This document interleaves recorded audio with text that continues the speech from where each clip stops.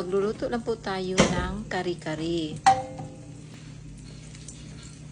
Maglagay lang po tayo ng butter at igisa ang sibuyas at saka yung garlic.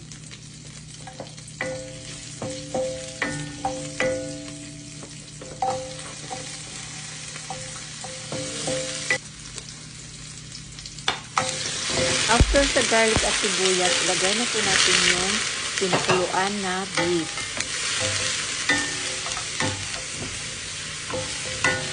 Lagyan lang po yan ng salt and pepper, tapos takpan lang po natin.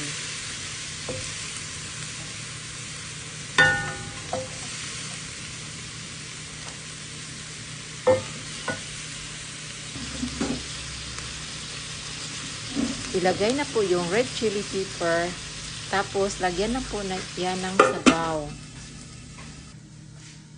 Tapos yung tubig na pinakuluan po natin sa beef, ilagay lang po natin yung mga veggies doon.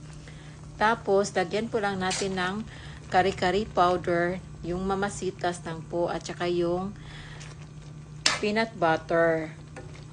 Tapos ilagay lang po natin ang mga veggies. Yun na po. Thank you for watching.